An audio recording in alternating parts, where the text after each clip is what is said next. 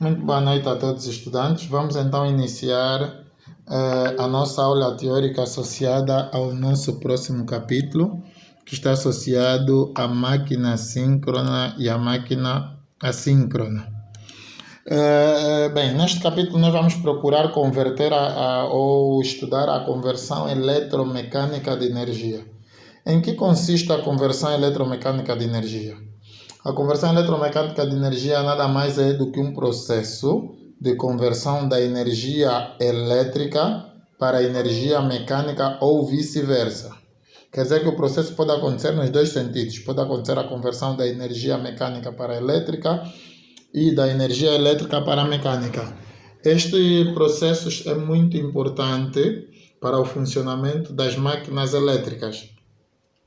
Do ponto de vista geral, as máquinas elétricas estão divididas em dois grupos. Nós vimos que as máquinas elétricas podem ser máquinas estáticas ou máquinas rotativas. Então, se as máquinas elétricas estão divididas em dois grupos, as máquinas estáticas, nas máquinas estáticas temos essencialmente os transformadores, e nas máquinas rotativas temos a máquina síncrona e a máquina assíncrona. A diferença entre essas duas máquinas em termos de funcionamento e constituição é exatamente isto que vai ser abordado ao longo desta aula.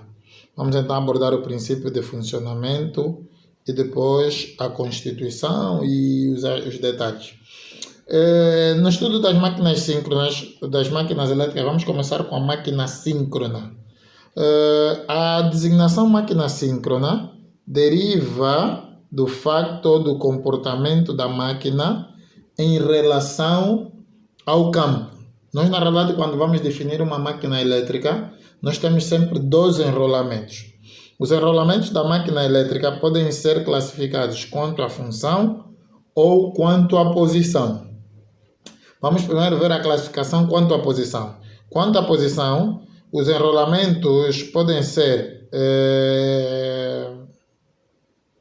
estator e rotor. O que é o rotor? O rotor é um enrolamento que está colocado no eixo de rotação da máquina. Portanto, o enrolamento está associado à rotação do próprio eixo da máquina. Já o estator é o enrolamento que é feito na carcaça da máquina. Então, ele fica em redor da própria máquina e os nomes estator e rotor derivam de que o estator não se move, fica em repouso, enquanto que o rotor está na parte da máquina que está destinada a mover-se, a fazer movimento de rotação. Dali a designação rotor. Agora, uma outra distinção é quanto à função. Quanto à função, os dois enrolamentos, um desempenha o papel de armadura e outro desempenha o papel de enrolamento de campo. Numa máquina elétrica, a armadura é a parte da máquina que vai receber a maior potência. Por exemplo, se formos na máquina síncrona, a armadura é a parte que vai ser excitada com a corrente alterna. E, portanto, vai receber maior potência e é através dela em que se vai se acionar a máquina. Já o enrolamento de campo é o enrolamento que vai receber uma tensão fixa, que, portanto, vai ter a função de criar um campo magnético estático. Então, o enrolamento de campo tem uma tensão física fixa e, portanto, vai criar um campo magnético estático em relação às bobinas. Agora, a máquina elétrica, conforme nós dissemos, estão divididas em dois grupos que são as síncronas e assíncronas. A máquina síncrona tem duas características principais. Primeiro, um dos pontos principais da máquina síncrona é que é uma máquina duplamente excitada. Ou seja, nós temos uma máquina que é excitada com um enrolamento com corrente contínua e outra parte do enrolamento com corrente alterna. Vale só abrir aqui um parênteses para explicar uma coisa. Explicar que a máquina elétrica pode operar de dois modos. Ele pode operar como gerador e também pode operar como motor. Quando a máquina opera como gerador, ela é alimentada apenas em um dos enrolamentos. Quando a máquina opera como motor, ela é alimentada em 2 enrolamentos. Então, vale aqui chamar a atenção disso, porque estas diferentes operações vão mudar então a forma de nós tratarmos a máquina nos circuitos elétricos, vamos lá dizer assim. E vão mudar a forma de nós explicarmos o funcionamento. Eu praticamente vou usar sempre a explicação como motor, que é a mais simples de se fazer, mas também na máquina síncrona vou explicar também o funcionamento como gerador. Então, a máquina síncrona, conforme nós dissemos, é uma máquina do tipo duplamente excitado. Quer dizer o quê? Há uma fonte de tensão contínua que excita o enrolamento de campo, enquanto uma outra fonte de tensão alterna que vai excitar a armadura. Agora, vale lembrar que temos 2 opções para as máquinas. O enrolamento de campo pode ser no stator e a armadura pode ser no rotor, como também temos outra situação, vamos ver à frente. Nesta situação que temos aqui, o enrolamento de campo é no rotor, o rotor é o enrolamento de campo, está aqui a sigla field, e a armadura é no stator, quer dizer que o stator recebe AC e o rotor recebe DC. Qual das 2 configurações é mais frequente? Na realidade, a mais frequente é a segunda, então nós vamos logo passar a explicação para a segunda. Mas aqui dá a ideia é que na máquina síncrona, o enrolamento de campo é alimentado com uma tensão contínua e o enrolamento da armadura é alimentado com uma tensão alterna. Este modelo está para uma máquina DC, para uma máquina AC monofásica, mas na realidade vamos ver que a maioria das máquinas para as grandes aplicações industriais elas são trifásicas. Então vamos lá ver como é que a máquina funciona. O que vai acontecer na máquina é que o stator, as bobinas de stator, vão ser alimentadas com uma tensão alterna. Uma tensão alterna vai fazer o quê? Vai fazer com que, ora, este lado comporte-se como norte e este como sul, mas que, após um certo intervalo de tempo, isso muda. O campo fixo que é colocado aqui através da alimentação DC do enrolamento de campo, que no caso é o rotor, vai fazer também com que o rotor ganhe polaridade de um norte e um sul. E como nós conhecemos as leis da bobina, o norte vai ser atraído pelo sul e o sul vai ser atraído pelo norte. Essa atração do norte pelo sul e sul pelo norte vai levar com que a máquina, o enrolamento de campo, que é o rotor, gire. E ele vai girar para que este sul venha aqui este norte venha aqui no sul e este sul venha aqui no norte. Só que como a corrente é alterna, então, como a nossa tensão é alterna, após um certo tempo a tensão vai inverter o sentido. E este que era sul vai ficar norte e o que era norte vai ficar sul. E então o rotor vai ter que dar de novo mais uma volta para voltar a se alinhar ao campo externo. E então esse processo é cíclico, quer dizer que, na prática, quando se usa esse sistema, a tensão alterna vai fazer com que o campo magnético aqui comece a mudar continuamente de um lado para um outro lado, de um lado para outro lado. Isto para uma máquina monofásica. Para uma máquina trifásica, a existência desses dois campos vai originar um campo magnético girante. Quer dizer que o que vai acontecer é como se houvesse um campo magnético, mas que esse campo magnético vai girando. E então, como essa máquina tem o rotor excitado, à medida que o campo do stator vai girando, o rotor vai ter que girar também para acompanhar esse campo do stator.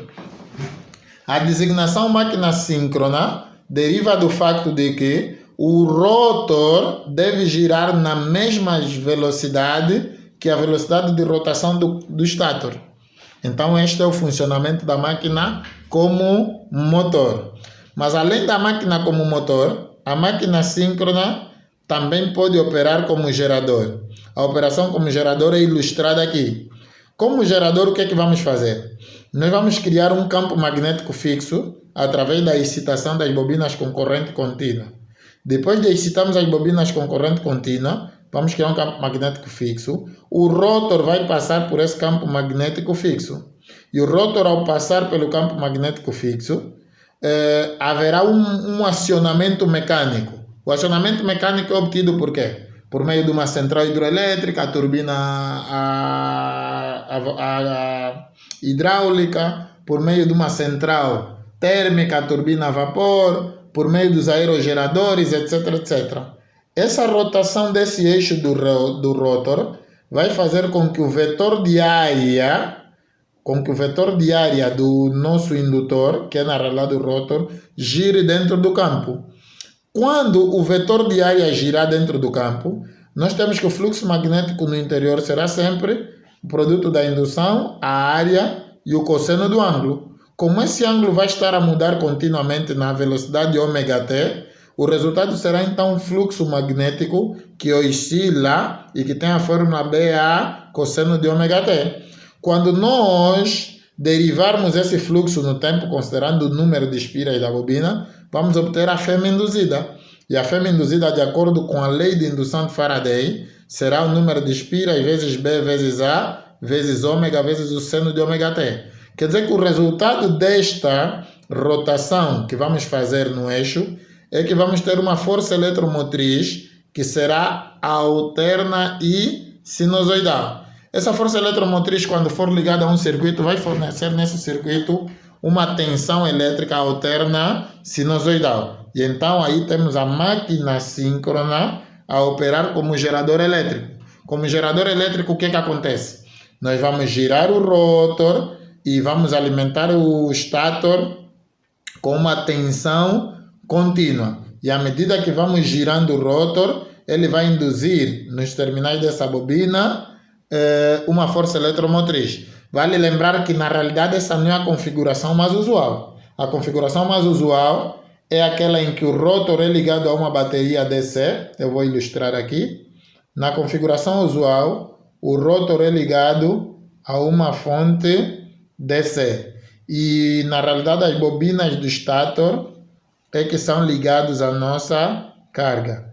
E então o rotor comporta-se como um enrolamento de campo e vai criar um campo magnético fixo, e a rotação do rotor vai variar o ângulo do campo magnético no stator e vai fazer com que a nossa lâmpada acenda. Portanto, apesar de tudo, existem as duas variantes, mas das duas variantes, a mais usual é a configuração em que o rotor é o enrolamento de campo e o stator é a armadura, conforme nós dissemos anteriormente.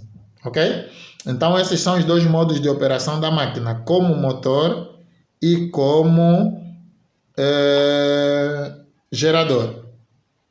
Quando uma máquina síncrona opera, há alguns parâmetros que devemos ter em atenção. Dentre eles, há essa relação entre a frequência em Hertz, a velocidade de rotação do rotor em rotações por minuto e o número de pares de polo. Essa relação é importante porque nem sempre numa máquina síncrona a frequência da tensão é exatamente igual à frequência convertida da velocidade de rotação por 60. Essa fórmula converte a velocidade de rotação por minuto para Hertz, né? Ou seja, converte a velocidade de rotação em frequência. Porém, nem sempre essa conversão é direta, porque temos a influência daqui da grandeza P, que é o número de par de polos.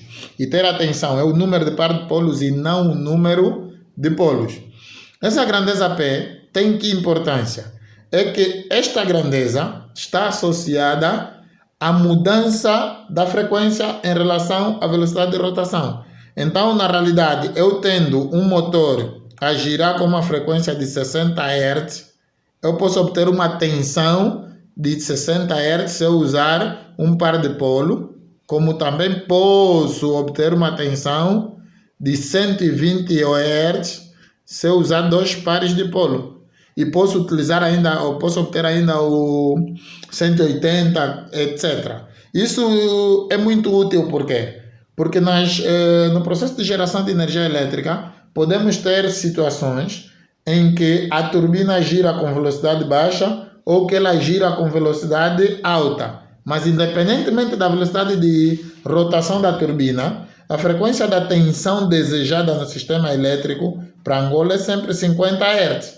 Então nós devemos garantir que o número de par de polos do nosso gerador é tal que a frequência de rotação seja ajustada para que tenhamos sempre a frequência da tensão da rede de 50 Hz. Então essa relação tem essa importância.